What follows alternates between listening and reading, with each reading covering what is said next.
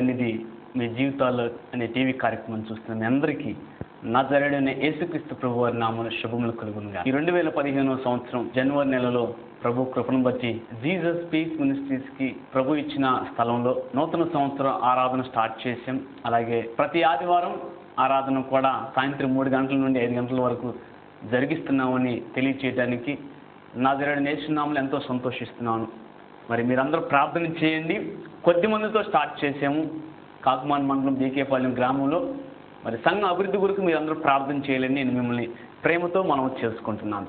వాక్యదానంలోకి వెళ్దామా? ఈరోజు మూల వాక్యం రోమీలకు రాసిన పత్రిక 14వ అధ్యాయం 11వ వచనం నుండి 12వ వచనం వరకు చదువుకుందాం. నా తోడు ప్రతి మోకాలు నా ఎదుట వంగును, ప్రతి నాలుక దేవుని స్తుతించును అని ప్రభువు చెప్పుచున్నాడు.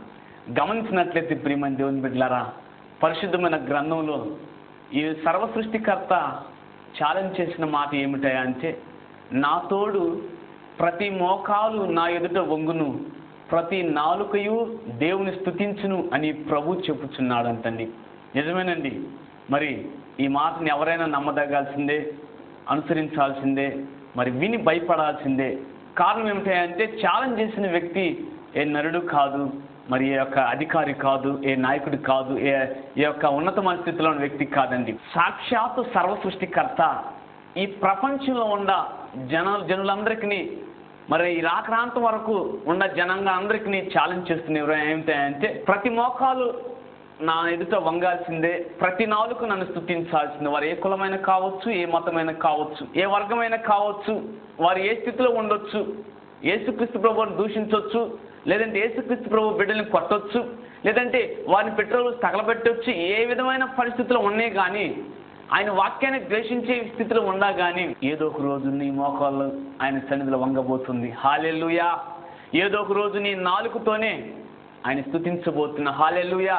ఛాలెంజ్ చేసిన వ్యక్తి నరుడు కాదండి, సర్వ సృష్టికర్త. ఆయన ముందు ఎవరు కూడా గెలవలేరు. ఆయన మాట చిచ్చాడంటే ఆ మాటను నెరవేర్చే వ్యక్తే కానీ మాట తప్పే కాదు, దేవుడు కాదు. చూసినట్లయితే పరిశుద్ధమైన గ్రంథంలో వాక్యాన్ని ఆధారంగా చేసుకొని మాట్లాడదాం. నిర్గమకాండము 5వ అధ్యాయం 1-2 వచనాలు చదివినట్లయితే, తర్వాత మోషే అహరోనులు వచ్చి ఫరోను చూచి, ఇశ్రాయేలీయుల దేవుడైన యెహోవా నాకు అరణ్యంలో ఉత్సవం చేయుటకు నా జనమును పోనిమ్మని ఆజ్ఞాపించుచున్నారు అనిరి. ఫరో, నేను అతని మాట విని ఇశ్రాయేలును పోనిచ్చుటకు యెహోవా ఎవడు? నేను యెహోవాని ఎరుగును, ఇశ్రాయేలీయుల ప్రజలను పోనీనను. ప్రియమైన దేవుని బిడ్డలారా, ఫరో చూడండి, దేవుడి సన్నిధిలో దేవుడి ముందు వంగనని చెబుతున్నాడు, దేవుని స్తుతించనని చెబుతున్నాడు. అంతేకాకుండా దేవుని సన్నిధిలో మోకరించడానికి పంపించమని జనాంగాన్ని, దేవుని స్తుతించడానికి మరి పంపించమని జనాంగాన్ని పంపించను. యెహోవా ఎవడు నాకు తెలియదు, ఏం చేసుకున్నా చేసుకోండి అని చెప్పేసి ఈ ఫరో తన రాజ్యాధికారాన్ని చూసుకొని, తన రథాలను చూసుకొని, తనకున్న సిరి సంపదలు ధాన్యాన్ని చూసుకొని, తనకున్న సైన్యాన్ని చూసుకొని, మోషే అహరోనులు వచ్చినప్పుడు, ఆఫ్టర్ ఆల్ మీరు బానిసలు కదా, మీ దేవుడు మిమ్మల్ని రక్షించలేదు కానీ ఇప్పుడు నన్ను మీ ప్రజలు పొమ్మని చెబుతారని చెప్పేసి అహంకార స్వభావంతో యెహోవా ఎవడని అన్నాడండి. ప్రియమైన దేవుని బిడ్డలారా, అయితే గమనించినట్లయితే ఆ ఒక్క మాట అన్నందుకు యెహోవా ఎవరో ఫరోకు రుచి చూపించాడు. 12 తెగుళ్ళు అండి. 12 తెగుళ్ళు ఆ ఐగుప్తు దేశంలో వచ్చినప్పుడు ఆర్థికంగా నష్టపోయాడు, మానసికంగా నష్టపోయాడు, కరువులు కటారులు కటుకలతో నిండిపోయాడు, పొలాలు పాడైపోయి, స్థలాలు పాడైపోయి, మరి ఆకుకూరలన్నీ పాడైపోయి, నదులన్నీ కూడా రక్తమయమైపోయి, కప్పలతో మరి పేలుతో దుమ్ము ధూళితో ఆ యొక్క ఐగుప్తు దేశాన్ని మొత్తం సర్వనాశనం చేసిపోయినాడు దేవుడు. అంతేకాకుండా ఐగుప్తు దేశంలో ఉన్న ప్రతి ఒక్క తొలిచూలు మగపూరి పిల్లలందరినీ కూడా సంహరింప చేశాడు. కారణం ఏమిటో తెలుసా? అవకాశం ఇచ్చాడు దేవుడు. ఫరో విగ్రహారాధికుడు, తను సొంతగా బొమ్మలను చేసుకొని ఆ బొమ్మలను పూజించే మూర్ఖుడు, దుర్మార్గుడు కూడా. మరి ఇశ్రాయేల్ ప్రజలు దేవుని బిడ్డలు భయంకరంగా శ్రమ పెట్టాడు, కష్టపెట్టాడు, హింసించాడు, దూషించాడు, నిద్రాగారు లేకుండా బానిస పనులు చేయించుకున్నాడు. 430 సంవత్సరాల వ్యక్తి పనులు చేయించుకున్నారు. ప్రియమైన దేవుని బిడ్డలారా, అలాంటి సర్వ సృష్టికర్త బిడ్డల్ని ఫరో కూడా దేవుని బిడ్డే, కానీ దేవుడిని నమ్మల, విగ్రహాలను చేసుకుని విగ్రహాలను నమ్మాడు. చివరికి ఎప్పుడైతే సర్వనాశనం అయిపోయాడో, చివరికి తన కడుపును పుట్టిన ఏకైక బిడ్డను కూడా, మగ బిడ్డను కూడా దేవుడు చంపివేసినప్పుడు ఫరో హృదయం కలవరపడిపోయిందండి, భయపడిపోయింది. యెహోవా ఎవడో ఆయన నామమును నేను ఎందుకు వంగాలి, ఆయన నేను ఎందుకు స్తుతించాలి అన్న వ్యక్తి అండి ఫరో. ఆ అన్న మాట ఏమంటున్నాడు తెలుసా? నిర్గమకాండం 12వ అధ్యాయం 32వ వచనంలో, మీరు చెప్పినట్లు మీ మందలను మీ పశువులను తీసుకొని పోవడి, నన్ను దీవించుడని చెప్పాను. హల్లెలూయా. ఫరో చూడండి ఏమంటున్నాడు, అయ్యా మోషే అహరోన్లు మీరు వచ్చి మీరు చెప్పినట్లే నాకు మొదట చెప్పారు కదా, అరణ్యంలో నాకు ఉత్సవం చేయటానికి యెహోవా తన జనమును పంపించమన్నారని, ఇదిగో నేను పంపిస్తున్నా. నిజంగా ఇప్పుడు ఆయన మోకాలను ఆయన సన్నిధిలో వంగుతున్నా, ఆయన స్తుతిస్తున్నా. ఇదిగోయ్యా మీరు వచ్చి మీ మందలు మొత్తం తీసుకెళ్ళండి, మీ పశువులు మొత్తం తీసుకెళ్ళండి. అయితే చిన్న రిక్వెస్ట్ అయ్యా మోషే అహరోన్, చెప్పయ్యా ఫరో గారు ఏం చేయాలి చెప్పు, నన్ను దీవించండి అయ్యా. చూడండి ప్రియమైన దేవుని బిడ్డలారా, హల్లెలూయా. ఫరో మోకాళ్ళు వంగిని, ఫరో నాలుగు దేవుని స్తుతించింది. దేవుని స్తోత్రం. ఈ వాక్యాన్ని వింటున్న ఎవరైనా సరే నువ్వు ఏదో ఒక రోజు దేవుని సన్నిధిలో మోకరించాల్సిందే, నువ్వు దేవుని స్తుతించాల్సిందే. ఇప్పుడు నీకు ధనం ఉండొచ్చు, రాజకీయ బలం ఉండొచ్చు, అండబలం ఉండొచ్చు, లేదంటే నీకు ధనదాహం ఉండో, ఏమైనా నిన్ను ఆదుకునే ఎంతోమంది అధికారులు ఉండొచ్చు. కానీ ఇవన్నీ పోయే రోజు, లేదా ఇవన్నీ ఉండి రోగాలు తెచ్చుకున్న రోజు, ఇవన్నీ నీకు ఉండకూడదు. నీ ప్రాణాన్ని చివరి క్షణంలో ఏ డాక్టర్ వైద్యులు కాపాడిన స్థితిలో నువ్వు దేవుని సన్నిధిలో వంగబోతున్నావు, దేవుని స్తుతించబోతున్నావు. హల్లెలూయా. ఈ తాగి తిరుగుతున్నావేమో, దేవుని బిడ్డలను దూషిస్తున్నావేమో, పరిశుద్ధమైన బైబిల్ గ్రంథం తగలబెడుతున్నావేమో, నీకు శుభవార్తే. నీ మోకాలు దేవుని సన్నిధిలో వంగబోతున్నాయి, నీ నాలుక దేవుని స్తుతించబోతుంది. నేను చెబుతున్న మాటలు కాదు, పరిశుద్ధమైన గ్రంథం చెబుతుంది. ఫరో అంతటోడే విర్రవీగిన వాడి మోకరించేలా చేశాడు దేవుడు. ఆయన ప్రేమిస్తే దీవిస్తాడు, ఆయన ద్వేషిస్తే తాట తీసి తోలు ఒలుస్తాడు. ఇది నేను చెబుతున్న మాటలు కాదు, పరిశుద్ధమైన గ్రంథం చెబుతుంది. ప్రియమైన దేవుని బిడ్డలారా, చివరికి దేవుడు అనుకున్నదే సాధించాడు. అందుకే చక్కగా పౌలు భక్తుడు గారు చెబుతున్నాడు, నా తోడు ప్రతి మోకాలు నా ఎదుట వంగును, ప్రతి నాలుకయు నన్ను ప్రభుని దేవుని స్తుతించునని ప్రభు సెలవిస్తున్నాడు అంటండి. మరి దేవుడు చెబుతున్న మాట, ఆయన చెప్పిన మాట ఏ యొక్క అర్థం కూడా నిరర్థకం కాదు. మరి ఆకాశం భూమి గతించును కానీ ఈ పరిశుద్ధమైన జీవ గ్రంథంలో ఉన్న ఒక్క పొల్లు కూడా మిస్ కాదంటండి. హల్లెలూయా. చూసారా? మరి ఇంకో సందర్భం తెలుసుకుందాం. అదే కనుక దానియేలు గ్రంథం చూసినట్లయితే 3వ అధ్యాయం 15-16 వచనాలు చదివితే, బాకాను, పిల్లన్ గ్రోవిని, పెద్ద వీణ, వీణ, సింఫోనియా, విపంచిక, సకల విధములకు వాయిద్య ధ్వనులు వినబడినప్పుడు విను సమయమున మీరు సాగిలిపడి నేను చేయించిన ప్రతిమకు నమస్కరించిన ఎడలా సరి. మీరు ఒకవేళ నమస్కరించకపోతే తక్షణమే మండుచున్న వేడి కలిగిన ఈ అగ్నిగుండంలో మిమ్మల్ని వేయుదును. నా చేతి నుండి విడిపించగలిగిన దేవుడు ఎక్కడ ఉన్నాడా? ఈ మాట నెబుకద్నెజరు చెబుతున్నాడండి. తన యొక్క పనికిమాలిన స్వహస్తాలతో ఒక పనికిమాలిన రాతి బొమ్మని, మట్టి బొమ్మని, చెక్క బొమ్మని, బంగారు బొమ్మని చేయించుకొని ఆ బబులోను సంస్థానంలో ఉన్న ప్రతి ఒక్కరు కూడా ఆ బొమ్మకు మొక్కాలి అని చెప్పినప్పుడు ఈ శద్రకు, మేషకు, అబేద్నెగోలు వ్యతిరేకించండి. రాజా నీకు పిచ్చేం పట్టిందా, మెంటలేం వచ్చిందా? మా కళ్ళ ముందు నీ స్వహస్తాలతో నీకు ఇచ్చిన నీకు బంగారంతో బొమ్మను చేయించడమే కాకుండా నిలబెట్టడమే కాకుండా దానికి ఒక వీణలో మళ్ళీ బాకాలంతా పిల్లని గ్రోవీలు, పెద్ద వీణ, చిన్న వీణ, సింఫోనియా, మరి పంచికలు, సకల విధమైన వైద్యాలను వాయిస్తూ నీకు మెంటలేం వచ్చిందా రాజా? దానికి ఏమి వినపడిద్దా? అదేం కనపడిద్దా? అదేమో నాట్యం చేసి సంతోషపడిద్దా? ఆ బొమ్మలు వేసి నేను దీవించిద్దా? నిన్ను ఆశీర్వదించిద్దా? నీ కష్ట నష్టాలు ఏమన్నా ఆదుకునిద్దా? మెంటల్ పని చేస్తేముంది రాజా? బొమ్మల్ని, రాతి బొమ్మల్ని, మట్టి బొమ్మలు, చెక్క బొమ్మలు పూజిస్తావు. అర్థం తిరిగారండి షద్రకు, మేషకు, అబేద్నెగోలు. హల్లెలూయా. ఎప్పుడైతే రాజుకి ఈ విషయం తెలిసిందో, షద్రకు, మేషకు, అబేద్నెగోలు రండి, మీకు ఒక అవకాశం ఇస్తున్నా, సకల విధములైన వాయిద్యం ఇప్పుడు వినిపిస్తా, వాయిస్తా, వెంటనే సాష్టాంగ నమస్కారం చేయండి, ఇదే నిజమైన దేవుడు అని చెప్పండి, లేకపోతే మనం చంపి వేయిస్తా, అగ్నిగుండలు వేసి పండుగుతా, నా నుండి తప్పించుకుని దేవుడు ఎవరు ఉన్నారా? ఎక్కడున్నారు చెప్పు. అహంకారంతో వంగాడండి. దేవుడి నామంలో తీస్తున్న బిడ్డల్ని, దేవుడి సన్నిధిలో అనుదినం నిత్యం మోకరించి ప్రార్థిస్తున్న బిడ్డలను సాతాను గారు చంపడానికి నెబుకద్నెజరు ప్లాన్ చేసినప్పుడు షద్రకు, మేషకు, అబేద్నెగోలు లొంగారా? అయ్యా రాజా ఒక్క నిమిషం ఆగు, ఈ షద్రకు ఇలా చేశాడు, నేను చెప్పిన చేస్తామన్నారండి? లేదు రాజా ఈ మేషకు ఇలా చేశారని షద్రకు, అబేద్నెగోలు అని చెప్పారా? లేదు రాజా ఈ అబేద్నెగో చేయమంటే మేము ఇలా చేసాము, ఇక నీ మాట తప్ప మేము ఎవరు మాట వింటాం రాజా అని వంగారా? ముగ్గురు ఒక్క మాట మీద ఉండారండి. హల్లెలూయా. రాజా అని పిలవలా. నెబుకద్నెజరు నీకు సమాధానం చెప్పాల్సిన అవసరం మాకు లేదు, చింత లేదయ్యా, వేస్తావు అగ్నిగుండలే. మా దేవుడు మండుచున్న వేడి మిగల అగ్నిగుండం తప్పించగలిగిన దేవుడు, సమర్థుడు. తప్పించకపోయినా సరే నా కళ్ళ ముందు పనికిరాని బొమ్మను చేసిన నీ బొమ్మను నేను పూజించేది పిచ్చివాడా? ఏం చేసుకుంటా చేసుకుపో. హల్లెలూయా. నిలబడ్డారండి ప్రియమైన దేవుని బిడ్డలారా. నజరేయుడైన యేసుక్రీస్తు నామమును తప్ప మా మోకరు ఎక్కడ వంగించం. ఆయన నామాన్ని తప్ప ఈ నాలుగు దేన్ని స్తుతించం. నిలబడిపోయారు ప్రియమైన దేవుని బిడ్డలారా. అగ్నిగుండం వేసినప్పుడు ఈ ముగ్గురుతో పాటు దేవదూత వచ్చి ఆ వేడిమి కలిగిన అగ్నిగుండం వేసిన వ్యక్తులు చనిపోయారు, కానీ అగ్నిగుండం పడిన వ్యక్తులు చనిపోలేదండి. హల్లెలూయా. ఆశ్చర్యమైన రాజుకు మైండ్ బ్లాక్ అయిపోయింది నెబుకద్నెజరుకి. వెంటనే అదే చూడండి, అదే దానియేలు గ్రంథం 3వ అధ్యాయం 29వ వచనంలో అంటాడు, కాగా నేను ఒక శాసనమును నియమిస్తున్నాను. ఏదనగా చూడండి, ఈ విధంగా రక్షించుటకు సమర్థగా గల దేవుడు మరి ఎవరైనా ఉన్నాడా? ఏ జనములైనా సరే, ఏ రాష్ట్రములైనా సరే, ఏ భాషలు మాట్లాడేవారైనా సరే, శద్రకు మేషకు అబేద్నెగోను దేవుని దూషించారో వారు తుత్తు నీళ్లు చేయబడుదురు, వారి ఇల్లు ఎల్లప్పుడూ పెంట కుప్పగా ఉండునని నెబుకద్నెజరు సాక్ష్యం చెప్పాడండి. హల్లెలూయా. మొదట దేవుని నామంలో వంగన అన్నాడు, దేవుని నామాన్ని స్తుతించిన అన్నాడు. చివరికి ఏమంటున్నాడు తెలుసా? ఈయన శద్రకు మేషకు అబేద్నెగోలు పూజిస్తున్నా ఆ నజరేయుడైన యేసుక్రీస్తు ప్రభువారు, ఆయన తండ్రి, కుమారుడు, పరిశుద్ధాత్మ త్రియేకుడు దేవుడు తప్ప నిజమైన దేవుడు ఎవరునూ లేరు.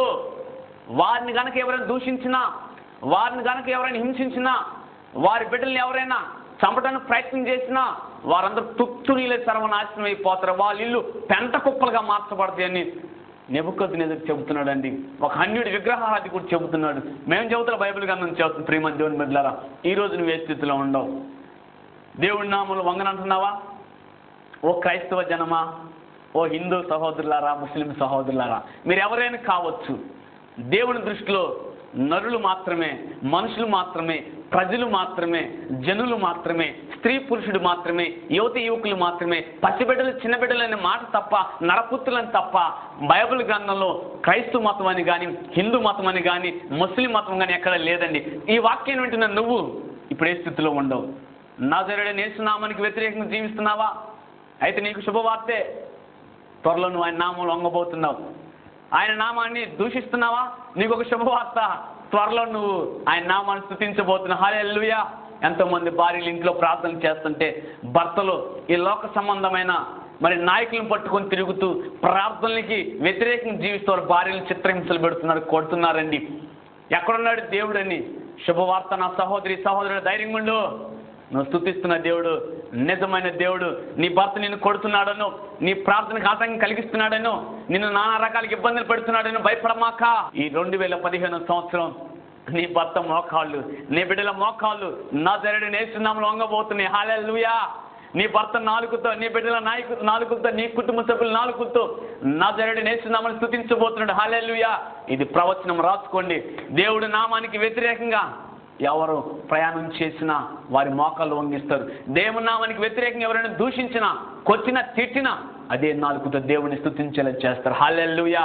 ఈ బైబిల్ గ్రంథం చెబుతుంది, ప్రపంచం చరిత్రలు చెబుతున్నాయండి. ఎంతో మంది ఈ పరిశుద్ధమైన గ్రంథాన్ని బోధించే బిడ్డల్ని లేకుండా చేయాలని చూశారు.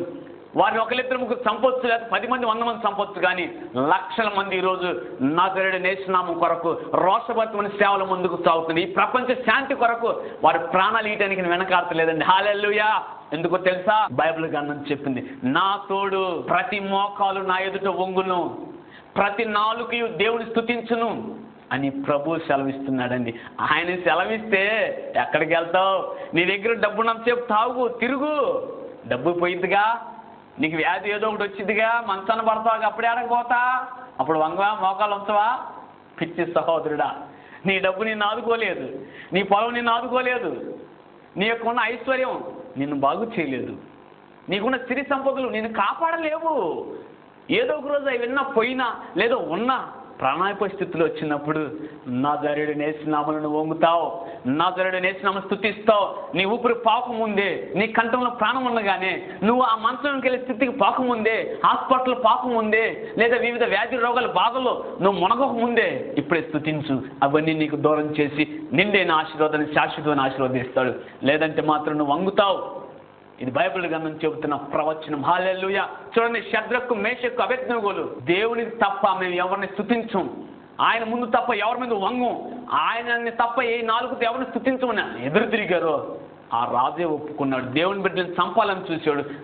చివరికి ఆ రాజే దేవుని రాజ్యాన్ని అంగీకరించాడు, దేవుని నామాన్ని ఘనపరిచాడు. ఎవరైనా ఈ బైబిల్ గ్రంథాన్ని, నజరేయుడైన యేసు బిడ్డల్ని శపించిన దూషణ వారి ఇల్లు పెంట కుప్పలైతే నాశనం అయిద్దని నెబుకద్నెజరు ఒక విగ్రహారాధికుడు చెబుతున్న సాక్ష్యం అండి. ఫరో కూడా ఎదురు తిరిగాడు. తన రాజ్యాధికారాన్ని చూసుకొని, తనకున్న బలాన్ని, సిరి సంపదలు చూసుకొని, సైన్యాన్ని చూసుకొని, రథాన్ని చూసుకొని, మీరు చెప్పినట్లే మీ మందలను మీ పశువులను తీసుకుపోవుడి, నన్ను కూడా దీవించండి అయ్యా. ప్రియమైన సహోదరి సహోదరులారా, పరిశుద్ధమైన గ్రంథం చెబుతుంది. చూసినట్లయితే మరో చక్కని మాట మనం తెలుసుకుందామండి. అపొస్తలుల కార్యంలో 26వ అధ్యాయం 9వ వచనం చూస్తే, నజరేయుడైన యేసు నామమునకు వ్యతిరేకంగా నేను అనేక కార్యములు చేయాలనుకుంటుని. సాక్షాత్తు పౌలు గారు సౌలుగా ఉన్నప్పుడు, సౌలు నుండి పౌలుగా మారిన తర్వాత చెబుతున్న సాక్ష్యం అండి. అగ్రిప్ప రాజు ఎదుట సాక్ష్యం చెబుతున్నాడు. ఆయన కూడా అన్యాయంగా యేసుక్రీస్తు ప్రభువారిని ఎలాంటి సాక్ష్యాలు లేక, ఎలాంటి దోషం చేయకపోయినా, అన్యాయం చేయకపోయినా, మోసం చేయకపోయినా సిలువేశారు కదా. ఆయన బిడ్డ ఆయన పౌలు గారికి కూడా సౌలు నుండి పౌలుగా మారిన తర్వాత దేవుని సన్నిధికి ముందుకు వెళుతున్నప్పుడు ఆయన కూడా అలాంటి పరిస్థితులు వచ్చే దేవుడిని ఎరగనని చెప్పలేదండి. అగ్రిప్ప రాజు ఎదుట తన సాక్ష్యం చెబుతున్నాడు. అగ్రిప్ప రాజా గారు, మీరు మంచి వివేచన కలిగిన వారు, ఈ యొక్క యూదులు ఈ యొక్క ధర్మశాస్త్రాన్ని పఠించిన మహా మేధావి అయితేనయ్యా, ఇదిగో నజరేయుడైన యేసు నామానికి నేను వ్యతిరేకంగా జీవించాను, ఆయనకి వ్యతిరేక అనేకమైన కార్యాలు చేయాలని పూనుకున్నాను. మునుపు నేను మరి దోషకుడును, మరి హింసకుడును, హానిపరుడయ్యా నేను. చూడండి, అంతకుముందు దేవుని బిడ్డల కనపడి తిట్టేవాడిని, మరి హింసించేవాడిని, చిత్రవాదులు కుర్రలతో కొట్టించేవాడిని, చివరికి హాని చేసి చంపేసేవాడిని అయ్యా. కానీ ఆ దేవుడిని నేను చూశానయ్యా, సాక్ష్యం చెబుతున్నాడండి. ఇలాగ దేవుడి నామాలను వంగను, దేవుని స్తుతించునని సౌలుగా ఉన్నప్పుడు విర్రవీగాడు.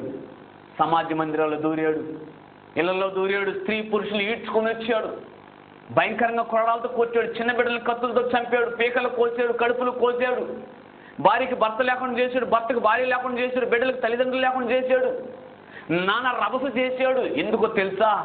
నజరేయుడైన యేసు నామములో వంగుతున్నందుకు, నజరేయుడైన యేసు నామాన్ని స్తుతించినందుకు దేవుని బిడ్డలు విచ్చలవిడిగా చేశాడు. ప్రియమైన దేవుని బిడ్డలారా, చివరికి ఏమన్నారు తెలుసా? ఫిలిప్పీలకు రాసిన పత్రిక 1వ అధ్యాయం 21వ వచనంలో, నా మట్టుకైతే బ్రతుకుట క్రీస్తే, చావైతే లాభము. హల్లెలూయా, హల్లెలూయా. ఎంత గొప్ప మాట చూడండి. ప్రియమైన సహోదరి సహోదరులారా, సౌలుగా ఉన్నప్పుడు విర్రవీగాడు, పౌలుగా మారిన తర్వాత అంటున్నాడు, అయ్యో నేను అనవసరంగా అయ్యా మీ నామానికి వ్యతిరేకంగా జీవించానయ్యా, మిమ్మల్ని స్తుతించకుండా జీవించాను, మీ నామలు వంగకుండా జీవించానయ్యా. చివరికి ప్రభువా మీ ప్రేమ నాకు చూపించు, మీరు నాకు కనపడ్డారు కానీ నన్ను చంపలేదయ్యా, నేను చేసినట్టు ఘోరాలు, నేరాలు, భయంకరమైన పరిస్థితులకి నువ్వు నన్ను కనపడి నన్ను చంపేయవచ్చు, కానీ ప్రభువా నువ్వు నన్ను ప్రేమించేవయ్యా, దీవించేవయ్యా, ఆశీర్వదించేవయ్యా, కనికరాన్ని చూపించావు, కాబట్టి నిజమైన దేవుడు నువ్వేను ప్రభువా అని సౌలు చంపివేశాడు, పౌలుగా బ్రతికాడు. హల్లెలూయా. నా మట్టుకైతే బ్రతుకుట క్రీస్తే, చావైతే లాభమే. బ్రతికినంతసేపు నజరేయుడైన యేసు నామాన్ని ఘనపరుస్తా, ప్రకటిస్తా, అనేక మందిని రక్షిస్తా, చనిపోయేటప్పుడు కూడా నజరేయుడైన యేసు నామాన్ని స్తుతిస్తా. బ్రతికితే యేసుతో జీవిస్తాను, యేసు కొరకు ప్రయాణం చేస్తాను, యేసులో ఉండి నడుచుకుంటాను, చనిపోతే యేసు దగ్గరికి వెళ్ళిపోతాను. హల్లెలూయా. అందుకే నా మట్టుకైతే బ్రతుకుట క్రీస్తే, చావైతే లాభం అంది. ప్రియమైన సహోదరి సహోదరులారా, ఒకవేళ ఈరోజు ఈ టీవీ కార్యక్రమం చూస్తున్న నువ్వు నామకార్థ క్రైస్తత్వంలో ఉండి అప్పుడప్పుడు దేవుని సన్నిధిలో వంగుతున్నావేమో, అప్పుడప్పుడు దేవుని స్తుతిస్తున్నావేమో, ఒకవేళ మోకరించినా లేదా స్తుతించినా తిరిగి మరలా నువ్వు బయటికి వెళ్ళి నీ పాత రోత జీవితాన్ని కొనసాగిస్తున్నావేమో. జాగ్రత్త. నువ్వు స్థిరంగా నీ మోకలించే స్థితి రాబోతుంది, నువ్వు స్థిరంగా ఆయన స్తుతించే స్థితి రాబోతుంది. అతి భయంకరమైన పరిస్థితులు నీకు రాబోతున్నాయి. ఎందుకో తెలుసా? నువ్వు దేవుడి నామాన్ని ఒకసారి రుచి చూచి తిరిగి వెనక్కి వెళ్ళావు. దేవుడి నామంలో నువ్వు ఆయన్ని స్తుతించి, ఆరాధించి, ఘనపరిచి, మోకరించి అనేకమైన కార్యాలు నువ్వు కుటుంబానికి పొంది, అనేకమైన దేవుళ్ళు ఆయన దగ్గర దొంగిలించి, అనేకమైన ఆశీర్వాదాలు నువ్వు పొందుకొని, ఆయన దగ్గర నువ్వు సంపాదించుకొని ఈరోజు నువ్వు దేవుడి నామానికి వ్యతిరేకంగా జీవిస్తున్నావు, దేవుని స్తుతించుకుని జీవిస్తున్నావు, దేవుని సన్నిధి మోకరించుకుని జీవిస్తున్నావు, దేవుడి అధ్యాయాన్ని ధ్యానించుకుని జీవిస్తున్నావు, దేవుని సన్నిధికి వెళ్ళకుండా జీవిస్తున్నావు. జాగ్రత్త. ఉన్న పాటున పడిపోతావు. అప్పుడే నువ్వు మంచును దేవుని స్తుతించాల్సిందే. అందుకే ప్రభు సెలవిస్తున్నాడు పౌలు భక్తుడి గారి ద్వారా, నా తోడు ప్రతి మోకాలు నా ఎదుట వంగును, ప్రతి నాలుకయు దేవుని స్తుతించునని ప్రభు సెలవిస్తున్నాడు. హల్లెలూయా.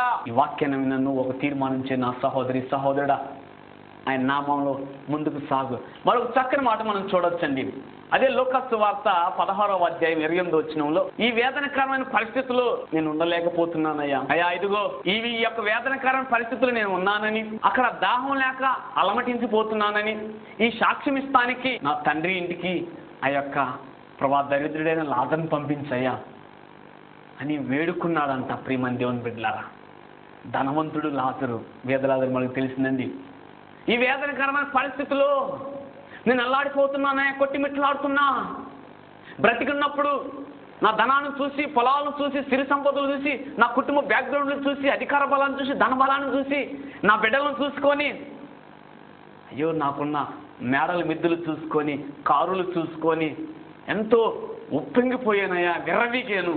అనేక మార్లు మీ బోధిస్తున్న వినకుండా పెడచెవిని పెట్టాను. అనేక మార్లు మోకరించే అవకాశం వచ్చిన మోకరించకుండా వెళ్ళిపోయాను. అనేక మార్లు మిమ్మల్ని స్తుతించాల్సిన పరిస్థితులు మేము స్తుతించుకుని వెళ్ళిపోయి నా ఇష్టానుసారంగా జీవించాను. ఈ ధనం మోదులో చనిపోయాను ప్రభువా. ఇప్పుడు ఈ వేదనకరమైన పరిస్థితుల్లో ఉన్నానని ఇప్పుడు ఇక్కడికి వచ్చినాక నాకు తెలిసింది. అయితే ఒక్క సహాయం చేయ నాకు. ఇదిగో నీ దగ్గర ఉన్న ఆ ధనవంత బీద లాజరు నా గృహాన్ని పంపించి, నా తండ్రి ఇంటికి పంపించయ్యా, ఆయన రక్షించని ప్రార్థన చేస్తున్నాడు. హల్లెలూయా, వేడుకుంటున్నాడంట. హల్లెలూయా. అందుకే బైబిల్ గ్రంథం చెబుతుంది, నా తోడు ప్రతి మోకాలు నా ఎదుట వంగును, ప్రతి నాలుకయు దేవుని స్తుతించును అని ప్రభు సెలవిస్తున్నాడు. ప్రామిస్ ఛాలెంజ్ చేశాడండి. చాలా మంది అనుకోవచ్చు, అయ్యా మరి ఇంతకుముందు చాలా మంది చనిపోయారు కదా, విగ్రహారాధికుల్లో ఉండి, నామకాంత క్రైస్తవత్వంలో ఉండి దేవుని స్తుతించకుండా, మరి వాళ్ళు ఎట్లా స్తుతించారయ్యా అని మీరు అనొచ్చేమో. పిచ్చి వాళ్ళారా, ఈ ధనవంతుడే సాక్ష్యం. ఈ ధనవంతుడు చచ్చిపోయిన తర్వాత దేవుని స్తుతిస్తున్నాడు.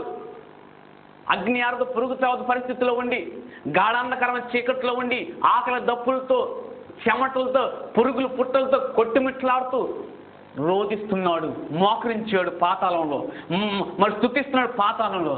ఉపయోగం ఏముందా? అందుకే దేవుడు చెబుతున్నాడు, ప్రతి మోకాలు వంగిద్దంట. నువ్వు బ్రతికున్నప్పుడు వంగిపోయినా, చచ్చి పాతాలు ఉన్నప్పుడు నేను వంగుతావు. నువ్వు బ్రతికున్నప్పుడు దేవుడి నామానికి వ్యతిరేకంగా నువ్వు జీవించిన, చచ్చిన పాతాలకు వెళ్ళిన సరే నువ్వు ఆయన స్తుతిస్తున్నావు. హల్లెలూయా. ఇది బైబిల్ గ్రంథం చెబుతుంది, ఏ మాట చెబుతున్నా కాదు. ఈ ధనవంతుడే సాక్ష్యం. నువ్వు ఇప్పుడున్న ఆయన వదిలిపెట్టు, దేవుడి వైపు తిరుగు. ఆయన నీ ప్రాణం ఉండగానే ప్రభుని స్తుతించు. నీ పాత రోత జీవితాన్ని విసర్జించు. నీ పాపాలు ఒప్పుకో, ప్రభు పాదాలు పట్టుకో, క్షమించమని అడుగు. నీకు దళం ఉండి ఏమైనా ఉండి మొదట యేసుని పొందు, ఆయన ప్రేమను పొందు, ఆయన రక్షణ సువార్త విను, నమ్మి విశ్వసించు, మందిరానికి వెళ్ళు, నీ సంఘంలో బాప్తిసం పొందు. బాప్తిసం పొందుంటే శ్రమపడి శ్రమలు జయించు. కష్టాలు నష్టాలు వస్తాం, భయపడమాక. దేవుడు నేను దీవించబోతున్నాడు. ఎందుకంటే నువ్వు ఆయన నామంలో వంగే ఉండవు, ఎన్ని కష్టాలు నష్టాలు వచ్చినా. ఎందుకంటే ఆయన నామాన్ని స్తుతిస్తూనే ఉన్నావు, ఎన్ని అవమానాలు నిందలు వచ్చినా. కాబట్టి నేను దీవించబోతున్నాడు. నీ కుటుంబాన్ని కూడా దేవుని సన్నిధిలో మోకరించేది నా సహోదరి సహోదరుడా. దేవుని రాజ్యానికి నువ్వు స్వతంత్రించుకోవాలి. అందుకే గమనించినట్లయితే మరొక చక్కని మాట లూకాసు వార్తలోనే మరి 23వ అధ్యాయము మరి ఒక చక్క మాట ఉండిద్దండి.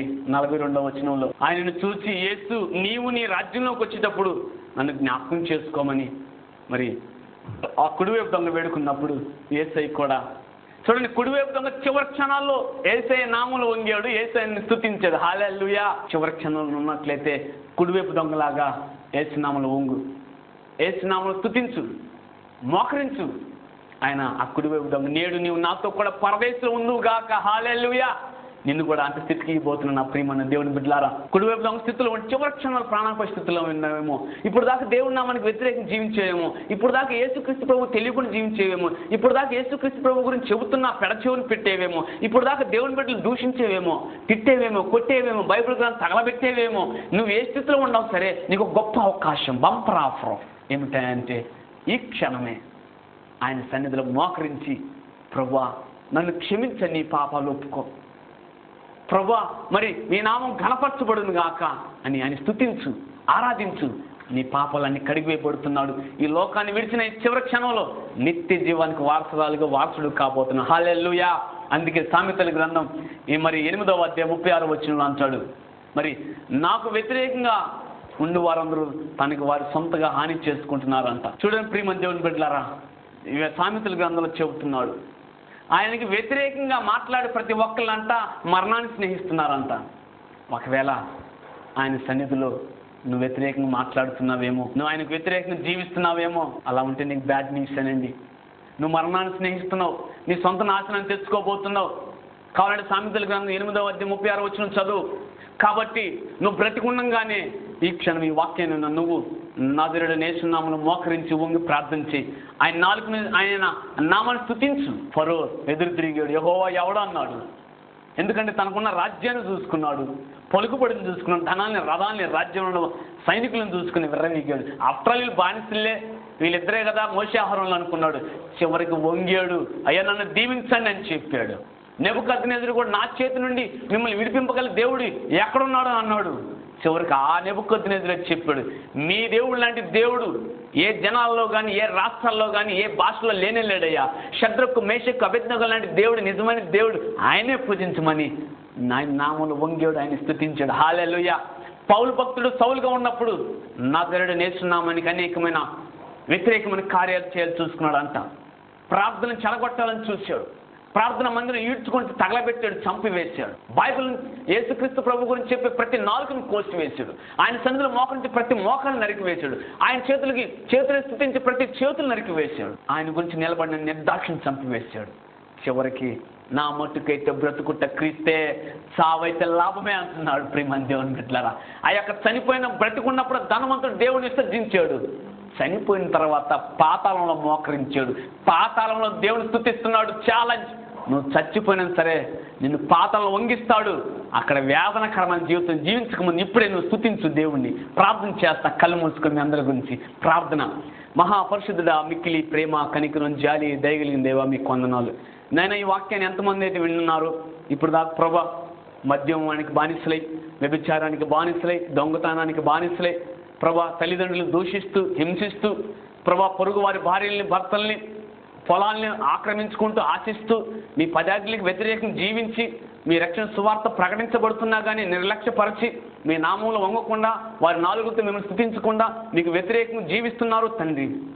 మీ చిత్తమైతే ఈ క్షణమే నాయన, మరి నజరేయుడైన యేసు నామానికి అనుకూలంగా మీ సన్నిధిలో వంగి మిమ్మల్ని స్తుతించే కృపను అనుగ్రహించమని ప్రభు, వారి కుటుంబాలు ఏమేమి అవసరతలు మీకు తెలుసు కాబట్టి సమస్తాన్ని మీరే దయచేసి మీరే మహిమ, ఘనత, ప్రభావం పొందమని, వారి కుటుంబాలు నిండైన దీవులతో, మెండైన మేలుతో నిండారు దీవించి, యేసు శాంతి సన్నిధి వెలుగులు వారి కుటుంబాలు విరజిమ్మని నాయన, ఎంతమంది అయితే మోకరించి అంగీకరిస్తున్నారు, వారి భర్తల గురించి, వారి బిడ్డల గురించి ప్రార్థిస్తున్నారు. మా ప్రభు, వారి భార్యలు వెళ్ళిపోతే తిరిగి రావాలని కోరుకుంటున్నారు, పరివర్తన చెందడానికి పూనుకుంటున్నారు. దయతో వారిని జ్ఞాపకం చేసుకుని వారు మనం అంగీకరించి సఫలతను దయచేయమని, ఈ దీనుని పరిచయం, ఈ దీనుని భార్య బిడ్డలను జ్ఞాపకం చేసుకోమని నజరేయుడైన యేసుక్రీస్తు ప్రభు వారి శక్తివంతమైన నామంలో అడిగి వేడుకొని ప్రార్థిస్తూ సమస్తమును నాయన మీ చిత్తం మీద అడిగినవన్నీ పొంది ఉన్నామని నమ్ముచున్నాం ప్రముఖర్త. ఆమేన్, ఆమేన్, ఆమేన్. Praise the Lord. దేవుడు మిమ్మల్ని నిండారుగా దీవించును గాక.